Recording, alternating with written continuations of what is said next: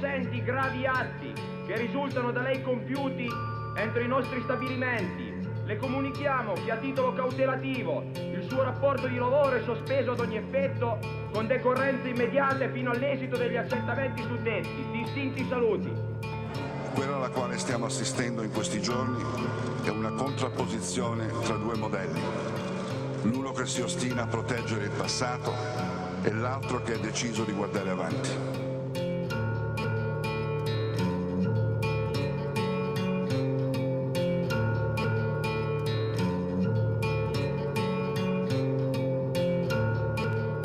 La Fiat denuncia alla magistratura altri 50 operai e attivisti sindacali. Non siamo più negli anni 60.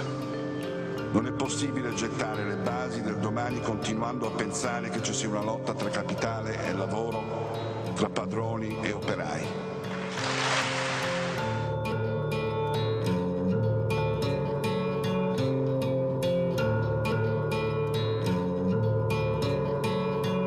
Questo padronato vecchia maniera, questo padronato che parla così spesso di anni 70, ma sembra fermo agli anni 30, se scendesse per strada in certe ore in una città qualsiasi, ecco che forse scoprirebbe una nuova rinnovata volontà, quella cioè di difendere e realizzare, far realizzare completamente le conquiste acquisite con il contratto, riaffermando il nostro impegno a respingere con ogni mezzo ogni azione repressiva. È quindi inammissibile tollerare e difendere alcuni comportamenti come la mancanza di rispetto delle regole e gli illeciti che in qualche caso sono arrivati anche al sabotaggio.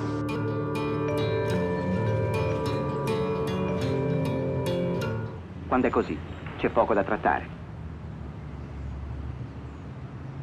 Sta succedendo che qua noi siamo seri, abbiamo voglia di lavorare, gli unici che non sono seri e non hanno voglia di lavorare, vogliono andare per altre strade, sono loro, non noi. E tutto diventa... loro bischi. Chi comanda? Pretendono l'impossibile. Cioè noi la volontà di lavorare ce l'abbiamo, sono loro che forse vanno oltre i limiti proprio fisici, umani della persona. Infatti si sente comunque parlare di, cioè, che vogliono i 18 turni, 100 Ma noi li abbiamo già fatti di... i 18 turni, sappiamo cosa significa non vivere più, non hai più la famiglia, non hai più nessuno. Significa stare sempre qua dentro, anche quando non sei qua, sei fuori ma non capisci niente perché i turni ti sballano completamente. Il ritmo sonno-veglia, tutto quanto, l'alimentazione, insomma, sappiamo cosa significa 18 turni. 3 vostri colleghi del turno quello successivo sono stati licenziati. Sì. Reintegrati. Non riconosciuti. Cioè, che è successo? Che mi dice questi 3 colleghi? C'è tanta amarezza. E niente, sta succedendo che dei colleghi hanno avuto purtroppo una sentenza del giudice del reintegro a lavorare. Purtroppo Marchionne o la Fiat ha deciso che non li fa entrare, c'è un ricorso in corso della giustizia e per il momento non si sta facendo comunque entrare. Sono 16 anni, sempre le stesse cose, non è che assistiamo a queste cose qua da molto tempo. Come vedi il futuro?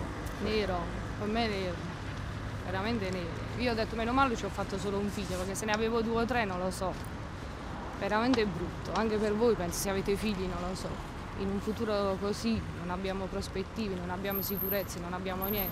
Il futuro della Fiat purtroppo non è che lo possiamo prevedere. Marchionne sicuramente ha le sue idee chiare, col sindacato sta cercando di capire un po' se è possibile capire le strategie della Fiat.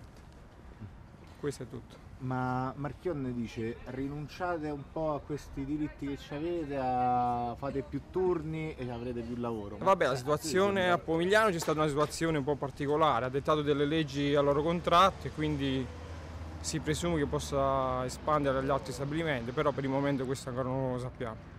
E che cosa farete voi se vi fanno pure qui una proposta, fate 18 turni? E sicuramente ci sarà una lotta sindacale, e qui abbiamo avuto un precedente di 21 giorni, pure 21 giorni di sciopero e non lo so adesso come andrà a finire.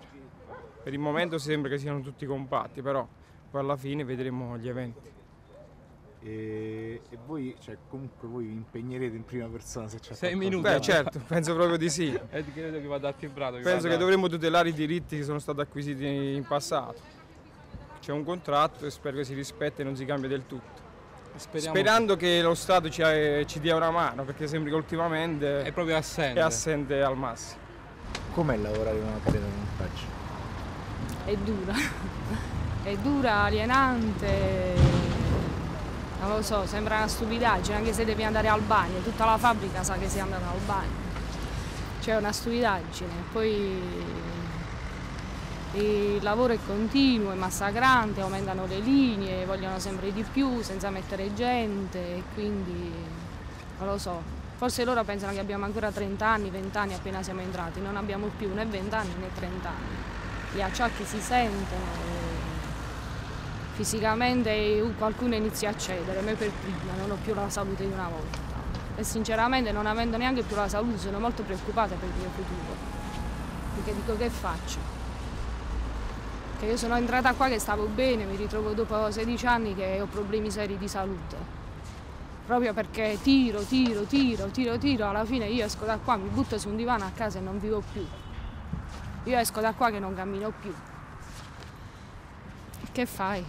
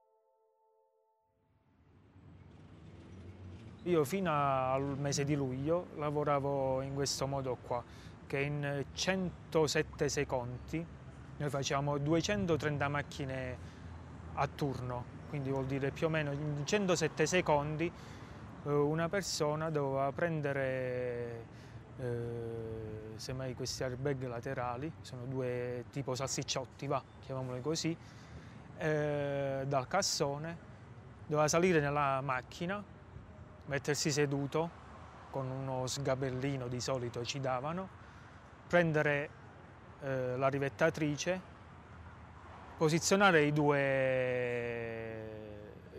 airbag prima da una parte e poi dall'altra e mettergli questi rivetti per fissarlo. E poi prendere e mettere, timbrare la delibera, perché è tipo un'autocertificazione. Che diciamo noi con questo timbro, dice tutto ok, l'ho fatto bene, e scendere dalla macchina e passare alla successiva.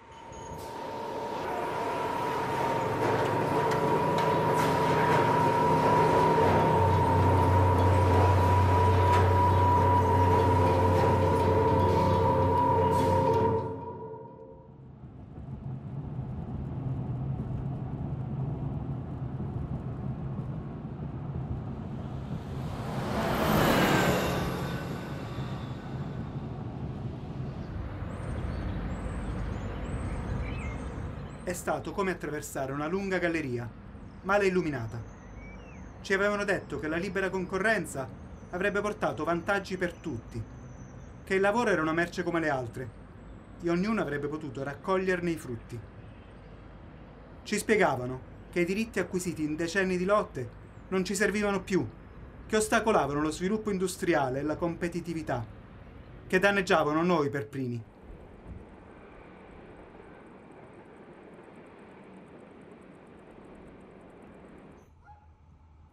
ma dopo un po' nel buio gli occhi si abituano a vedere.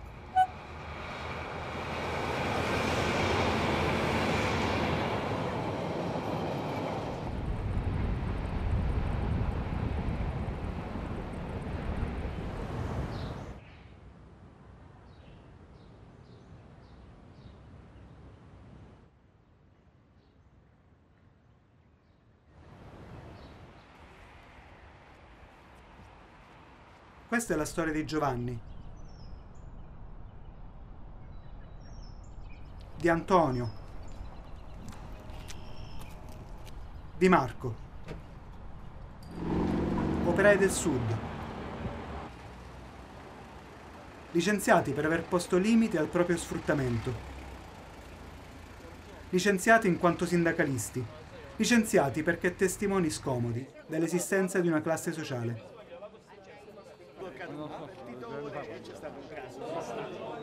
Questa è la storia di una classe che continua a esistere e che dopo anni di sconfitte ricomincia a resistere. Stiamo facendo una marcia del lavoro, dei diritti, della democrazia, del perché la legge non è uguale per tutti, e quindi noi ci recheremo a Roma per chiedere giustizia. Ora stiamo andando a Foggia, allo stabilimento Sofim, dove fanno motori per la Fiat. Poi andremo domani a Cassino, stabilimento di Cassino, mercoledì a Pomigliano e giovedì ci recheremo a Roma sotto il Ministero della Giustizia per chiedere giustizia anche per noi, per vedere se è uguale per tutti realmente oppure solo per alcuni vale la logica di giustizia.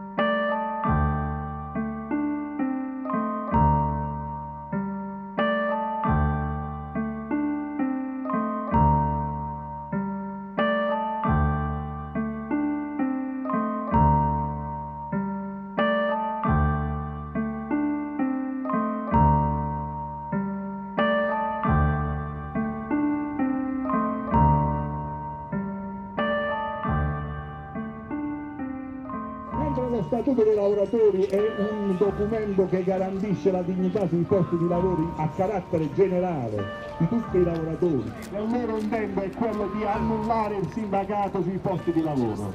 L'abbiamo visto, hanno iniziato nel pubblico impiego, stanno iniziando in Federmeccanica, dopo toccherà ai tessili, toccherà ai chimici, toccherà a tutti. C'è anche un'azione intimidatoria che è stata messa in campo da parte delle altre organizzazioni sindacali che stanno avvicinando gli iscritti della FIA dicendogli che sulla base di quanto avvenuto anche a Melfi in futuro potrebbero addirittura ipotizzano dei papabili licenziamenti in questo stabilimento per gli iscritti e logicamente nel contesto in cui viviamo che è molto poco sindacalizzato, logicamente la gente ha paura. Oggi parecchia gente non uscita per paura, anche condividendo, dicendo che stanno alla nostra parte. Ma su questo non c'è ombra di dubbio che all'interno a Melf l'assemblea era un anno che non si facevano, veniamo qua e dicono la stessa cosa, la strategia aziendale è quella. Hanno detto al comitato centrale che in tutte le fabbriche metalmeccaniche le assemblee sono ferme a un'ora di assemblea, guarda la schiaffa. Quella congressuale,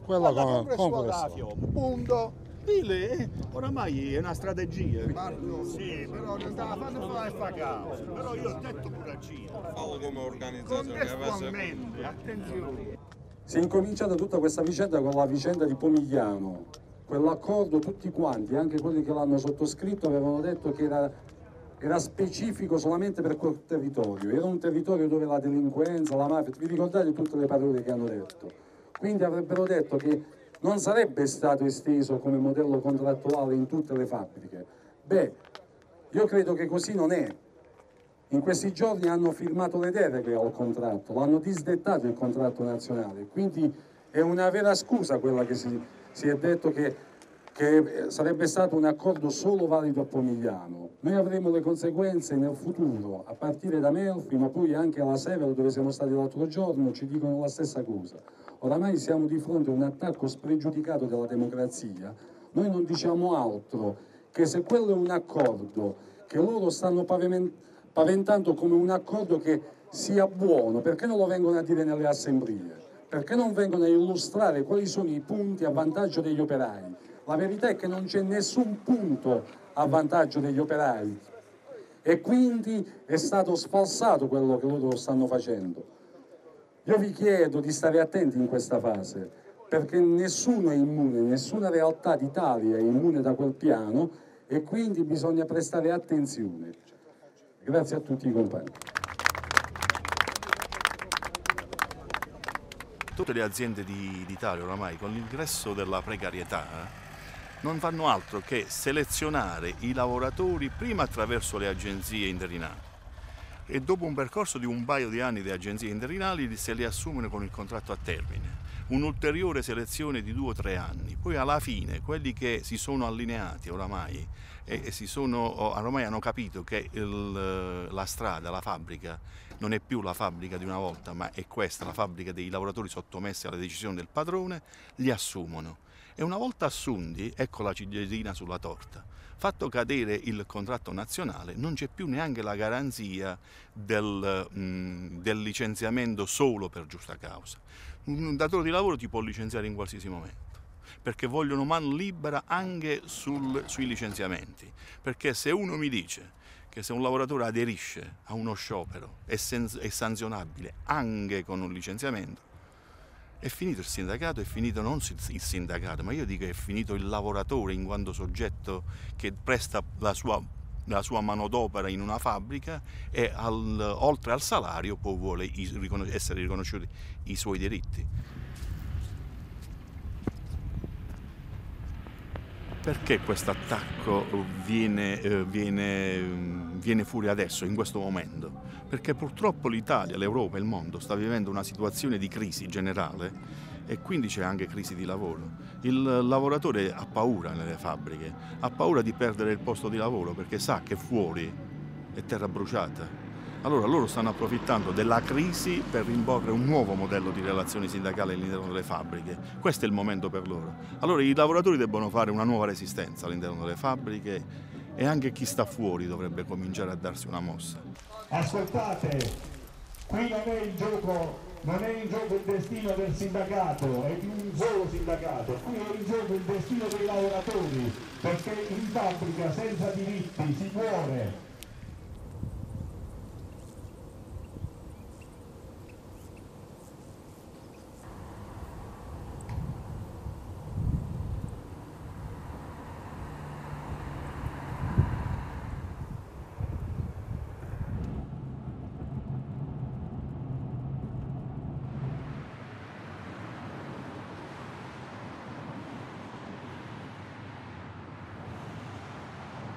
La cancellazione dei diritti non sta portando il popolo italiano a nessun posto. Hanno incominciato con la scala mobile, con le favolette che togliendo la scala mobile avremmo ottenuto più vantaggi, gli operai avrebbero avuto più vantaggi e questo non è stato. Poi si è partito con i contratti di formazione che prima duravano 12 mesi, poi sono durati 24 mesi e non è bastato neppure quello. Poi ci sono stati dei contratti a 36 mesi, ma non è bastato neppure quello. Adesso hanno forme di flessibilità inaudite e non basta neppure questo. Cosa dobbiamo dare più? Il popolo italiano, i cittadini, i lavoratori, gli studenti, la scuola, cosa deve dare più?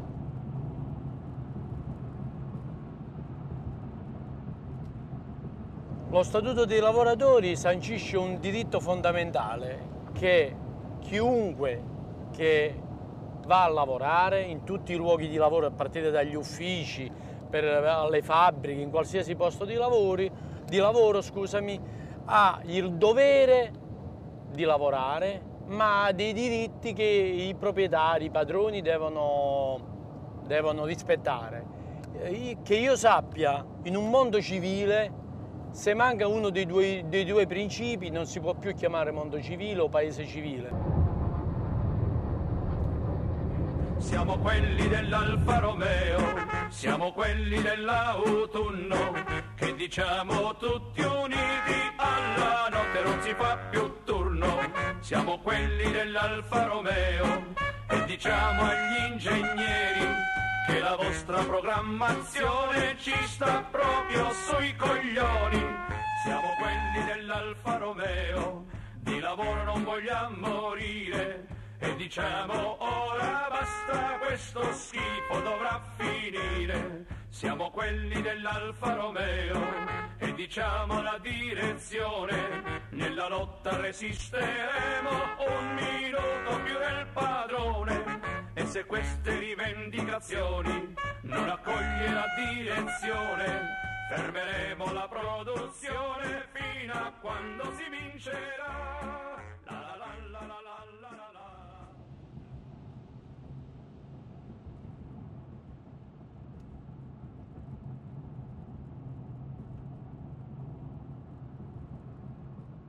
Quello che vogliamo farvi capire veramente con forza, che questo è un attacco a tutta la libertà e i diritti che c'è in Italia, cominciare dalle scuole, dalle fabbriche, da tutti i luoghi di lavoro, dagli uffici. Se non alziamo la testa è veramente la fine di tutto, della democrazia in Italia. Non a caso decidono, pur di non confrontarsi, di regalare le ore di assemblea ai padroni.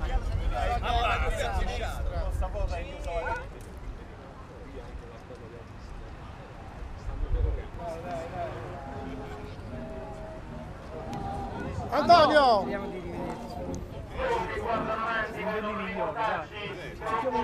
agli anni 50. Allora bisogna stare attenti e combattere e contrastare.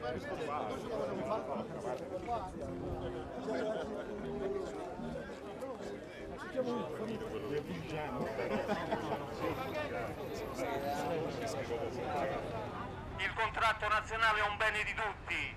Il contratto nazionale va difeso, va rafforzato. Siamo qui per dire a Film e Wilm, prima di sottoscrivere qualsiasi accordo, prima di fare qualsiasi passo, di chiedere il mandato ai lavoratori, di non fare solo il referendum solo se lo chiede Fiat, di fare il referendum perché sui diritti dei lavoratori debbono essere e sulle condizioni debbono essere loro a incidere e a decidere. Ringraziando i compagni di Melfi che sono qua a testimoniare anche la loro avventura e a fare insieme a noi questa battaglia. Solidarietà ai lavoratori di Melfi, solidarietà ai valori della democrazia e dei diritti. Lavoratori, domani 2 ore di sciopero a fine turno. La situazione che si vive a Cassino è pressoché identica alle situazioni che si vivono negli altri stabilimenti Fiat. C'è grande preoccupazione per quello che sta avvenendo, c'è grande preoccupazione perché l'attacco al contratto nazionale non riguarda soltanto una realtà produttiva. Si capisce benissimo anche qua che l'attacco al contratto nazionale è l'elemento per applicare quanto Fiat ha tentato e sta tentando di applicare a Pomigliano, e quindi c'è grande attesa per gli sviluppi, c'è grande sensibilità, c'è anche la necessità, almeno ravvisata da molti, di avere qualcuno che sia in condizione di spiegare nelle assemblee cosa sta realmente accadendo, perché quello che sta accadendo inciderà fortemente sulle loro condizioni di vita e di lavoro, non solo per questi giorni ma anche negli anni futuri.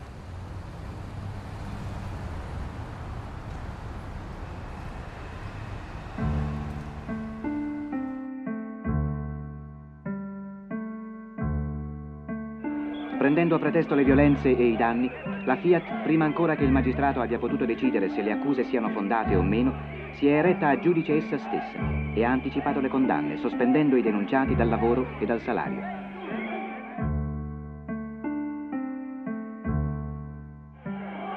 lavoratori della Fiat oggi chiedono anche che vengano riportati al lavoro immediatamente quei lavoratori ingiustificatamente sospesi. Sospesi al lavoro, sospesi al lavoro, sospesi.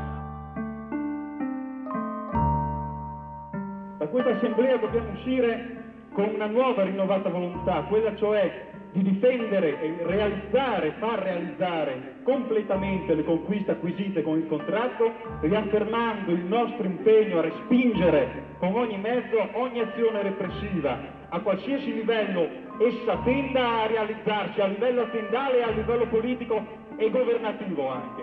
La classe operaia non smobilita ed è pronta anche subito a riprendere la lotta contro tutti coloro che cercheranno di limitare o circoscrivere le sue conquiste.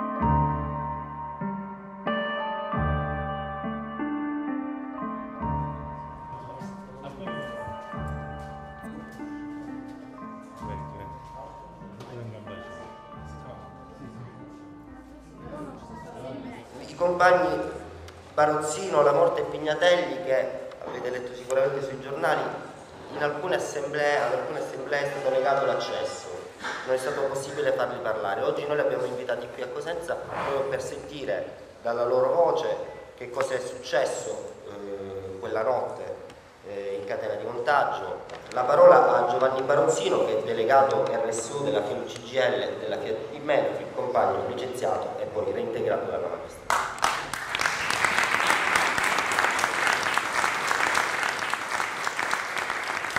Per farvi capire cosa è successo quella sera, la Fiat decide di mettere in cassa integrazione, cioè 1700 lavoratori a turno, in cassa integrazione, quindi pagati dalla collettività. Nel frattempo, però, sempre in maniera unilaterale, ammazza della democrazia, decide di aumentare 150 vetture al giorno. 150 vetture al giorno, senza aggiungere un solo lavoratore sulla linea del montaggio. Noi lo denunciamo perché un sindacato serio cosa fa? Chiede un tavolo per capire. Uno, perché i lavoratori ci chiamano sulle linee che non riescono a svolgere la mansione che gli viene assegnata. L'altra, perché quantomeno ci sembra anomalo che se da un lato tu chiedi la cassa integrazione, da un lato chiedi l'aumento di 150 vetture al giorno. Io invito chiunque a riflettere. Risposte naturalmente zero, incominciano gli scioperi. Noi abbiamo scioperato in un'officina dove c'erano 107 lavoratori. Su 107 lavoratori se ne sono usciti 65. Ecco perché era ferma la fabbrica. E quei carrelli non possono partire perché funzionano da sequenziamento, cioè arrivano nel momento in cui la linea parte. Se la linea è ferma si bloccano i carrelli, li bloccano stesso i preposti aziendali. Quindi ste barzellette qua le andassero a raccontare a qualcuno, perché noi sulla dignità non permettiamo a nessuno di potercela insegnare. Se si sono spinti tanto, la colpa non è loro, è nostra, di quelli che dicono che vogliono fare opposizioni, devono essere garanti di democrazia, di diritti, di dignità, ma queste cose non bisogna solo dirle, bisogna praticarle.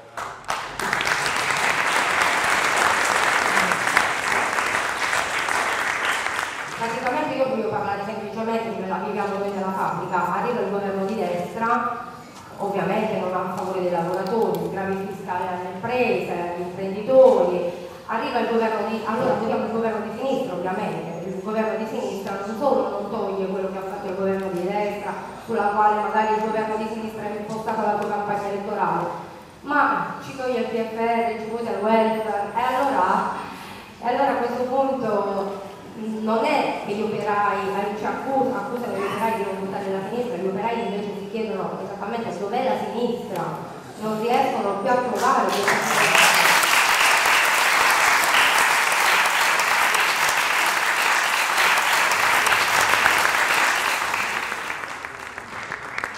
Noi sul posto di lavoro ci sentiamo proprio più abbandonati, sia dai sindacati sia dalla politica. E alle fabbriche chi ci lavora sa benissimo che noi siamo sottoposti a delle pressioni non indifferenti, perché essenzialmente uno arrivato a un certo punto ci mette tutta la buona volontà, però poi non ce la fa, cioè diventa insopportabile il lavoro, proprio fisicamente uno non è possibile fare quello che ci chiedono.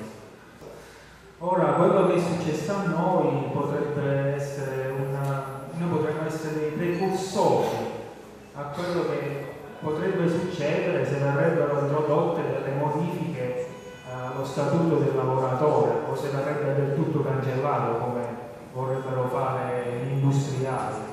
Non mi va di essere trattato da schiavo, onestamente. Grazie per avermi ascoltato.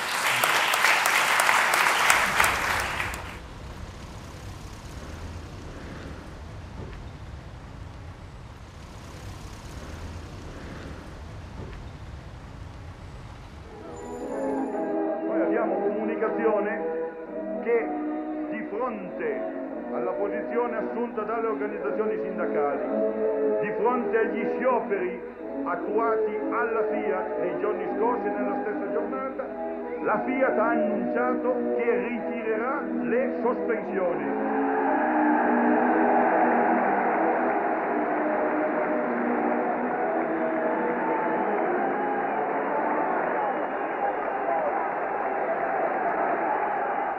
Gli operai di Torino ricevono la notizia del ritiro delle sospensioni nel Palazzo dello Sport, durante il processo alla Fiat. Alcuni dei sospesi rientreranno fra 3 giorni, altri alla fine del mese. Io sono un operaio sospeso dell'Officina 82. Innanzitutto voglio ringraziare tutti voi, perché se io e tutti gli altri sospesi entriamo nella Fiat, non è perché la Fiat ci ha fatto la carità, ma perché siete stati voi a portarci dentro.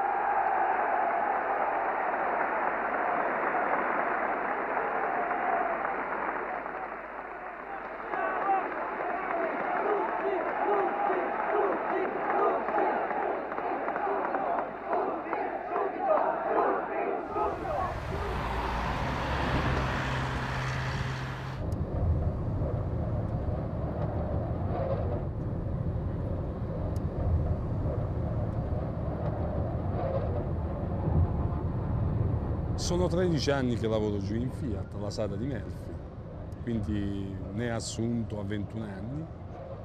Subito finito il contratto di formazione mi iscrissi alla FIOM e quindi dopo un anno entrai ad essere, diciamo, parte del direttivo della FIOM, quello regionale.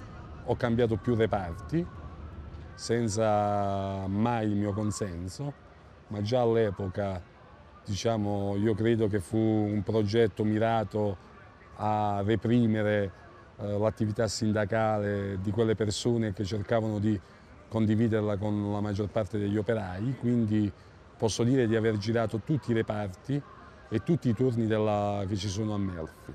Allora eravamo tutti quanti ragazzi e giovani della Basilicata, eravamo pieni di speranza, eravamo entusiasti, però poi è passato un po' di tempo e quello che magari veniva descritto all'esterno della fabbrica, quella pubblicità che magari veniva data all'esterno, abbiamo preso una dura realtà che invece all'interno di quella fabbrica tutto quello che si pubblicizzava all'esterno poi non era così.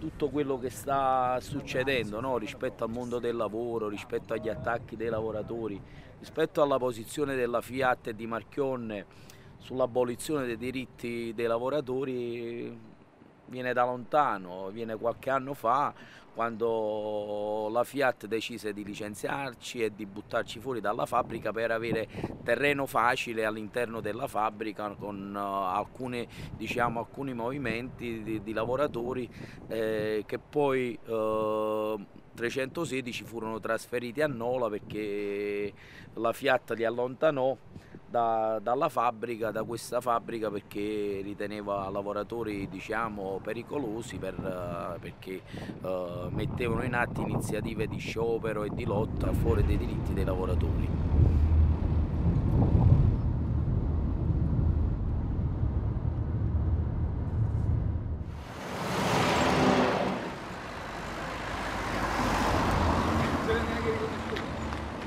A Pomigliano si è consumata una delle parentesi, a mio avviso, più brutta, dove la Fiat ha detto o accettate quello che io dico oppure io vado via. Beh, alla faccia, voglio dire, delle mediazioni. Non si è dato spazio a una contrattazione vera e non si è dato appunto la possibilità a tutti quanti di essere, diciamo, partecipi magari di proposte che sarebbero potute essere anche più efficaci. La Fiat non vuole pedine davanti a sé, vuole dettare legge su quello che è il mercato del lavoro, vuole portare condizioni di terzo mondo nelle fabbriche Fiat, vuole cancellare lo statuto dei lavoratori conquistato con anni di lotta. Ovviamente lo fa con i licenziamenti, con la rappresaglia, con gli spostamenti, i trasferimenti e in ultimo con diciamo, i reparti confino, dove trasferisce lavoratori in dei reparti ghetto che bene o male all'interno della fabbrica si battono per i diritti. Questo è quello che vuole la Fiat, questo è quello che vogliono i padroni, questo è quello che vuole il capitale, sfruttamento totale nelle fabbriche, perché loro pensano di abbassare i costi con queste iniziative. Pensate che Angeletti, Bonanni non riescono neanche più a parlare alla festa dei loro amici. Ebbene, nella festa del PD Bonanni non è riuscito a parlare perché è duramente contestato e tutto il mondo politico si è indignato. Ma noi a queste persone diciamo cosa dobbiamo dire noi lavoratori, che da 3 anni guadagniamo 750 euro al mese, che ci ricattano sul posto di lavoro e oggi ci tolgono il contratto nazionale. Beh, io penso che Bonanni è stato fortunato ad avere solamente un fumogeno e avere tanti fischi, meritava ben altro, perché ci sta cancellando i diritti, ci sta cancellando la dignità. Ma allora io voglio dire, ma cosa si aspetta Bonanni dai lavoratori? Un applauso? Ma io non lo so, cosa si aspetta se non solamente fischi? Chi svende i diritti questo merita, chi semina vento raccoglie tempesta.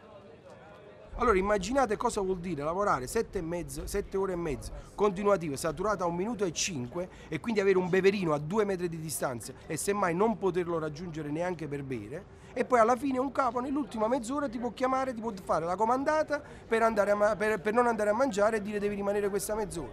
Cioè di questo stiamo parlando. Di gente che viene qui dalle distanze. Qui ci sono state assunzioni su base regionale nel 70. Sono state assunzioni su base regionale, gente che si alza alle 3:30 del mattino e viene qua per stare alle 5:30, entra in fabbrica, si fa le sue 7 ore e mezza e poi dopo 12 ore, 13 ore di sveglio, l'azienda può comandarlo obbligatoriamente a rispettare, a non andare a mangiare per lavorare. Di questo stiamo parlando. Le parole del ministro Tremonti sono state chiare. Per un paese come l'Italia investire sulla sicurezza è un lusso. Dette da un ministro questa è una cosa vergognosa, mentre avvengono quotidianamente morti sul lavoro. Muoiono dati alla mano 6 operai al giorno, perché è l'inibizione che lo porta. Una persona che ha 30 anni di stabilimento non entra in un silos che non ha subito una bonifica reale, ti dice tu bello, tu non entri, ma che stai dicendo? Uno che ha un contratto atipico, uno che ha un contratto particolare, è normale che accetta. Una persona che ha 3 figli, tipo me, monoreddita, cioè lavora, ha un contratto atipico, è ricattabile e quindi quello non dichiara gli infortuni, non dichiara niente, ha paura pure dell'ombra sua.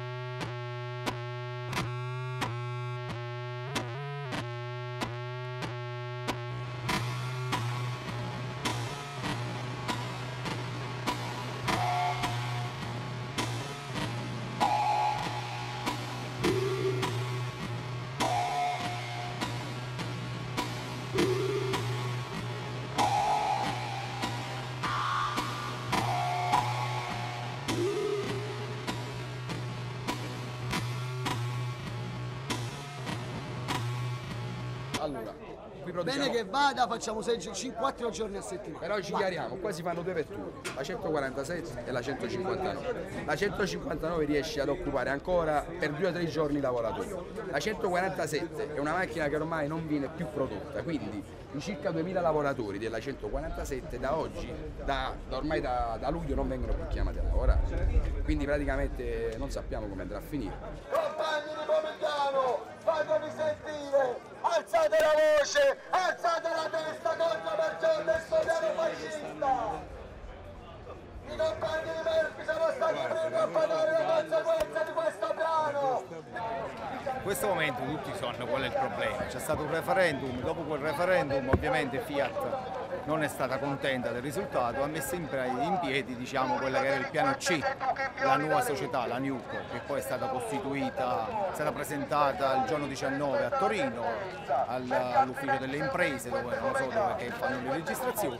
E ovviamente con questa pratica Fiat cerca ovviamente di sovvertire tutte le regole del gioco. E la repressione che in questo momento è in atto in questa azienda non ha precedenti, perché i lavoratori ovviamente sono presi oltre dalla cassa integrazione, in questo momento però c'è un terrorismo politico e sindacale, perché soprattutto gli iscritti alla FIOM sono minacciati continuamente, sia per quanto riguarda la loro iscrizione e la loro appartenenza, sia per quanto riguarda probabilmente il loro voto che hanno espresso, perché ovviamente Fiat non può individuare singolarmente i lavoratori, però sta cercando ovviamente di capire chi erano i contrari. Detto questo, ovviamente tutti sappiamo la questione che Marchionne ha posto, la questione del contratto, che ovviamente questa qua va oltre ogni regola, va contro ogni regola per quanto riguarda la democrazia e la Costituzione italiana, e questo è chiaro che comunque mette ancora più in difficoltà sia i lavoratori sia lo stesso sindacato. Diamogli la nostra solidarietà! Io penso che le risposte ai lavoratori noi le daremo comunque, anche organizzando referendum, perché il voto dei lavoratori per noi resta vincolante, è il sale della democrazia il voto dei lavoratori, perché è con il parere dei lavoratori che si decide se fare o non fare questo accordo, con o senza il parere di Marchionne. Senti, la fine del viaggio è tornare al lavoro, qual è la fine, insomma, quando finirà veramente questo vostro viaggio? Noi ci fermeremo solamente quando saremo riammessi sulla postazione di lavoro. Non chiediamo altro, la sentenza è stata chiara e quindi non ci fermeremo.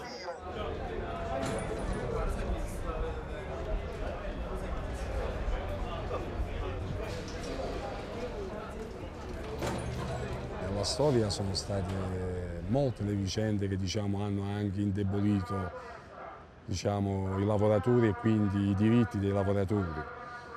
Io ricordo anche quando si parlava così a spada tratta di concertazione, ahimè dobbiamo prendere consapevolezza che quella concertazione, con tutti i suoi punti e i valori che in quel momento magari potevano sembrare accettabili, siamo arrivati al punto che siamo rimasti a concertare solamente posti di lavoro. Siamo di fronte a un dramma che il sindacato debba concertare la svendita dei diritti.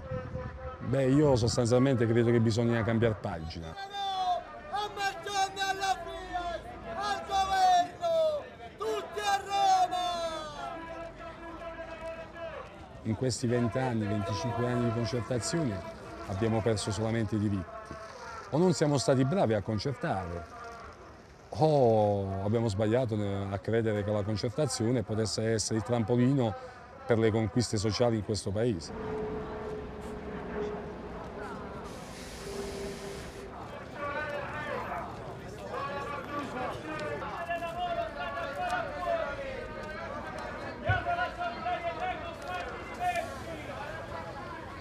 Pomigliano vicino ai lavoratori di Melfi licenziati! Reintegrati!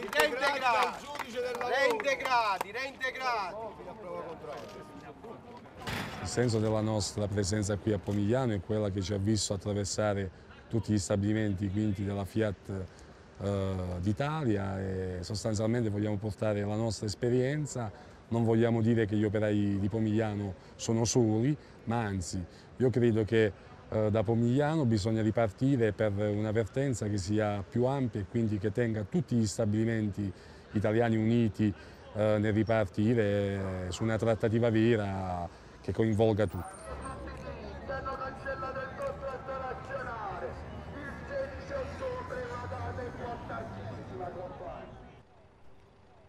Io penso che siamo tutti precari, siamo tutti palestinesi, siamo tutti africani, perché ovviamente qua c'è una divisione, si è creata in Italia, tra le famiglie che hanno i miliardi e sono arcimiliardari.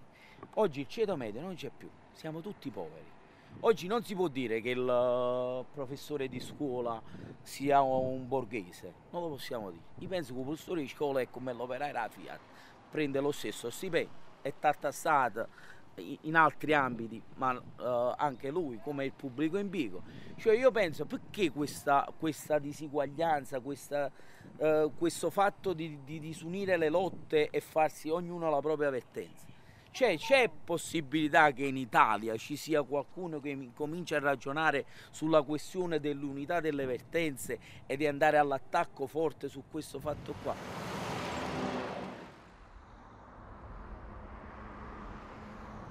Noi non possiamo subire più, noi bisogna che i lavoratori, bisogna dare un messaggio ai lavoratori, bisogna essere incisivi. Basta i piagnistei.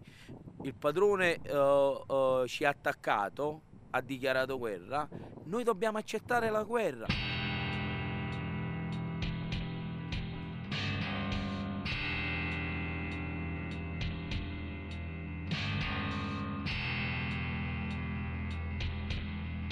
È una guerra che si combatte su tutti i fronti, giorno dopo giorno. Le parole sono armi. Distorcere il loro significato, un'efficace strategia. Lo sciopero diventa sabotaggio. La fatica scompare e i lavoratori sono ridotti a risorse umane.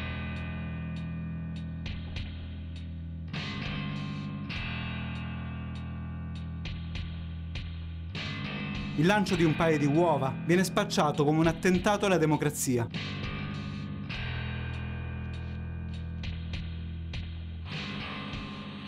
La realtà viene quindi nascosta dalla morbosa rappresentazione della cronaca nera e delle abitudini sessuali della classe dirigente.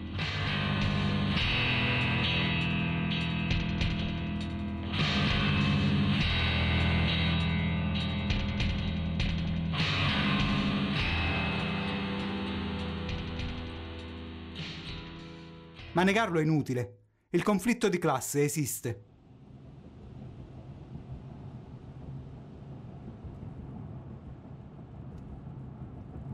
Tychy, Polonia, 13 giugno 2010.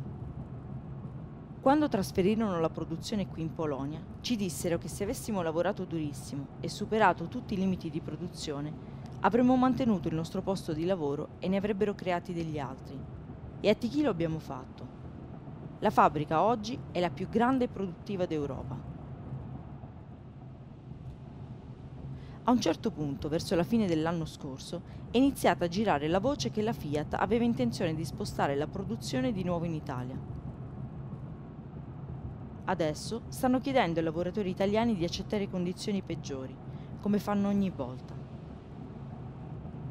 A chi lavora per loro, fanno capire che se non accettano di lavorare come schiavi, qualcun altro è disposto a farlo al posto loro. Tutto questo non può durare a lungo. Per noi non c'è altro da fare che smettere di inginocchiarci e iniziare a combattere.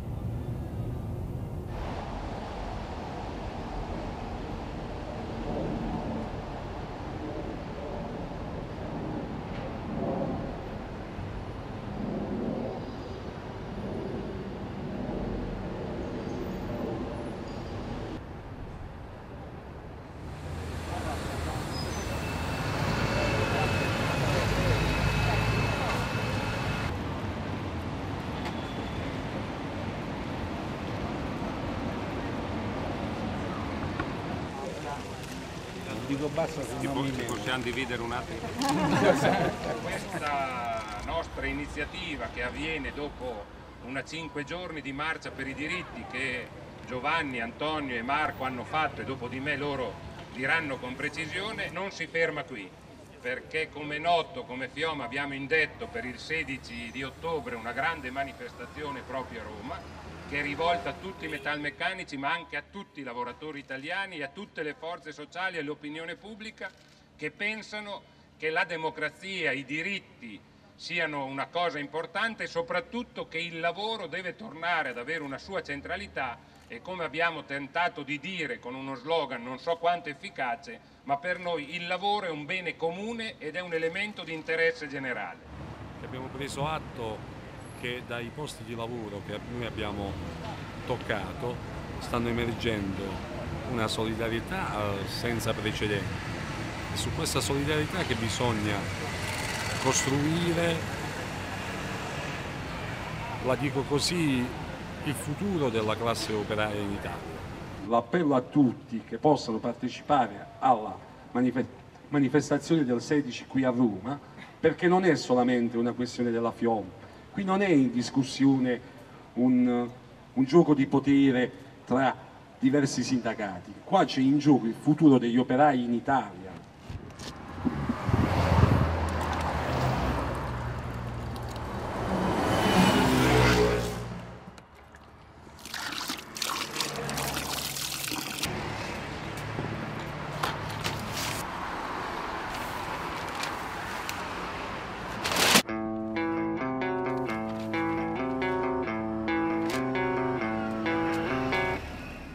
Accettabile che quando c'è un'impresa come la Fiat che decide di investire 20 miliardi di euro in Italia, fa una delocalizzazione al contrario, porta una produzione dalla Polonia, dove si lavora benissimo, anche io ho un'azienda in Polonia, e la riporta in Italia, Pomigliano d'Arco, che non è un posto, come dire, carinissimo, un posto difficilissimo dove lavorare, la riporta lì. E che cosa chiede in cambio? Chiede che se fa un contratto con i sindacati, se dice dobbiamo lavorare 21 turni, dobbiamo raggiungere una certa produzione, dobbiamo raggiungere un certo livello di produttività, chiede semplicemente che in cambio dall'altra parte i lavoratori rispettino questo. Allora questo è attentare ai diritti, questo è sacrosanto. La crisi, che c'è pesantissima, viene utilizzata per determinare quali saranno le condizioni nel lavoro quando la crisi non ci sarà più. Ed è evidente che la precarietà non è semplicemente il fatto che hanno fatto delle leggi brutte e ci sono tanti rapporti di lavoro, ma se uno ci ragiona, la precarietà e i bassi salari sono state una delle condizioni per determinare il tipo di sviluppo che c'è stato e che oggi sostanzialmente è la crisi.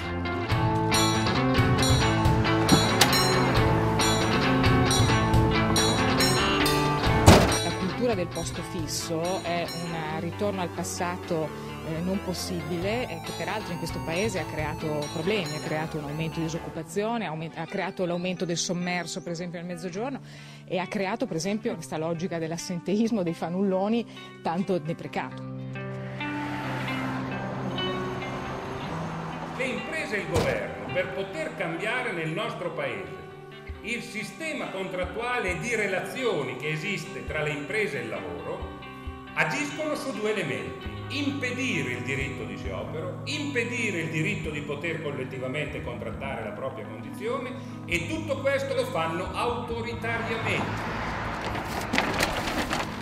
La conflittualità fa male a tutti, io penso che questi siano momenti in cui il conflitto di classe proprio lo dobbiamo dimenticare. Questo è un momento ancora più che nel passato dove le sorti dell'imprenditore, dell'impresa e le sorti dei lavoratori sono unite. O noi riusciamo a vincere la competizione, allora ci sarà lavoro, più salario per i nostri collaboratori, o se noi perdiamo la sfida, non siamo in grado di stare sul mercato internazionale e perdiamo tutti.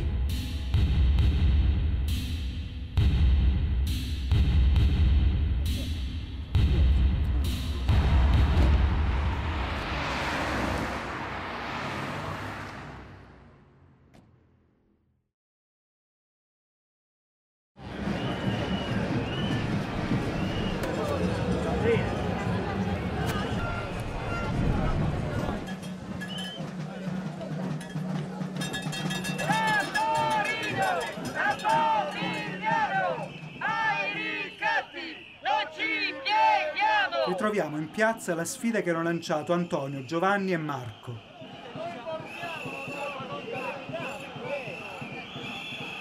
La prova di dignità rappresentata dal voto di Pomigliano, la rabbia e l'inconformità di centinaia di migliaia di sfruttati, operai, precari, disoccupati e cassintegrati, studenti e immigrati. La ribellione, dopo anni di silenzio, esplode come conseguenza di condizioni intollerabili.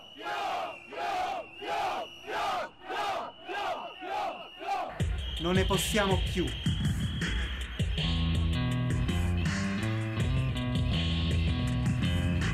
Noi siamo pronti a reagire e non abbiamo paura di niente. Non ci fermerà niente.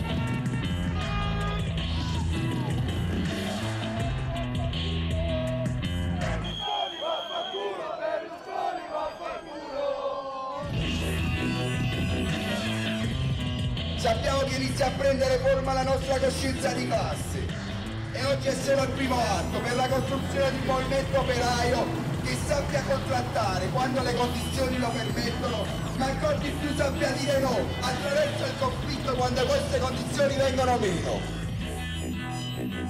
Ci scontreremo contro le repressioni, le denunce, i licenziamenti, ma anche contro chi ci dirà che non è il momento, che bisogna essere ragionevoli, che in fondo esistono condizioni accettabili di sfruttamento e schiavitù. Ma in ogni caso non cederemo.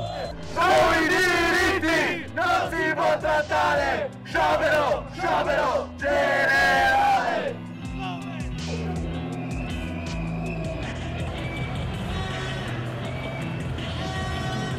Diciamo a chiare lettere che non piegheremo la testa! Bisogna unire tutte le forze e respingere questo piano vergognoso che Marchionne vuole mettere in atto.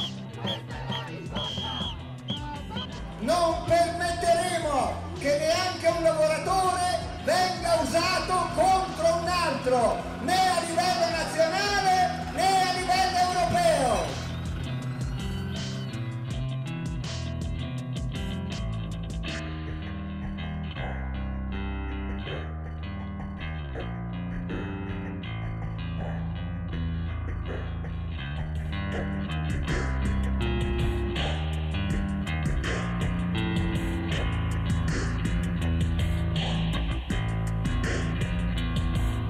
Come in Francia, sciopero ad oltranza! Come in Francia, sciopero ad oltranza!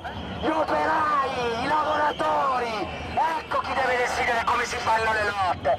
Ecco chi deve decidere come si sciopera! Quando è che ci svegliamo? Marchionne fa sul serio! Lui non scherza, lui dal suo punto di vista, il padrone, porca puttana, non sa bene! Quando è che facciamo bene la controparte?